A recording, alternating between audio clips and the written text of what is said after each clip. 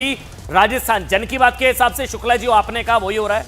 राजस्थान में सरकार बन रही है, मध्य प्रदेश में मामला थोड़ा सा फंसता हुआ नजर आ रहा है। ऋषि मिश्रा मुस्कुरा रहे हैं। न्यूट्रल मिश्रा जी आऊंगा, न्यूट्रल मिश्रा जी, लेकिन पहले प्रेम शुक्ला। नहीं, निश्चित तौर पर हमें आप जो एग्जिट पोल का अपना जो विज्ञान है उसको मैं प्रणाम करता हूं, लेकिन भारतीय जनता पार्टी को मध्य प्रदेश में स्पष्ट बहुमत मिलना निश्चित है। राजस्थान में जो पहले कह रहा था फिर वही कह रहा हूं कि हमको 2/3 बहुमत राजस्थान में प्राप्त होगा और छत्तीसगढ़ में भी हमें बहुमत प्राप्त होगा। हम छत्तीसगढ़ का भी चुनाव जीतेंगे, हमें पूरा विश्वास है। और आपको जैसा मैंने पहले भी कहा था कि तेलंगाना में भारतीय जनता पार्टी को जो पिछले चुनाव की तुलना में जबरदस्त बढ़त मिलेगी और आपके एग्जिट पोल में भी ये दिखाई दे रहा है कि सत्ता की चाबी भारतीय जनता पार्टी के हाथ में है। लेकिन मध्य प्रदेश का जिक्र करते हैं यहाँ पर प्रेम शुक्ला जी, 112 113 यानी जिस नाराजगी का जिक्र आपके स्टार प्रचारकों की फहरिस्त जब आई, कह रही थी कि नहीं कांग्रेस को लेकर बहुत नाराजगी यहाँ पर दिखाई दी है। कांग्रेस ने कहा कि नहीं हम वापसी एक बार फिर से करेंगे, सत्ता हमसे यहाँ पर छीन ली गई है।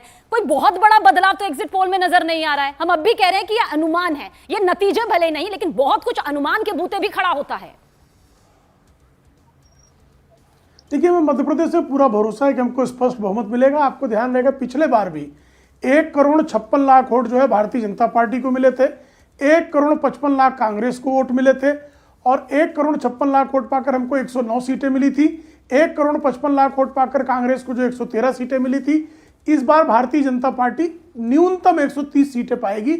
हमने जो है हमारे पन्ना प्रमुखों, हमारे बूथ के कार्यकर्ताओं के आधार पर जो हमारे पास फीडबैक है, हमें पूरा विश्वास है कि मध्य प्रदेश में स्पष्ट। और देखिए मैं एक चीज आपको शुक्ला जी 1 मिनट रोक रहा हूं। एक और एजेंसी का जो आंकड़ा है उसके हिसाब से बीजेपी मध्य प्रदेश में बढ़ गई है।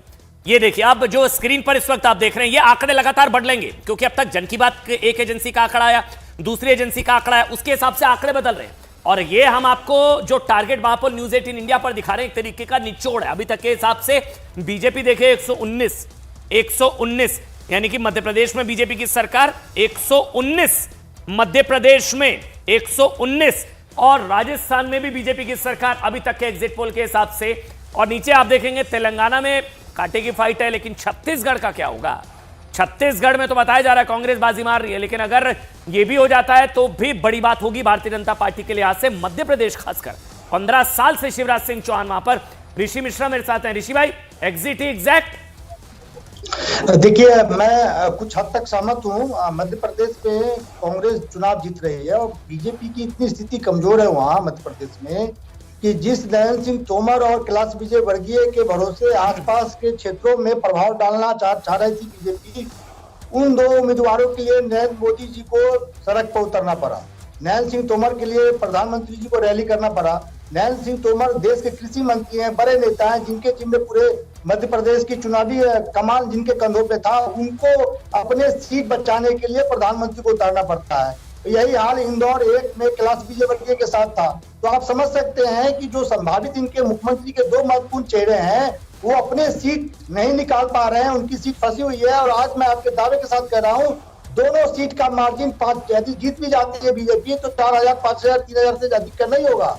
तो ये स्थिति है मध्य प्रदेश के स्टार प्रत्याशियों का।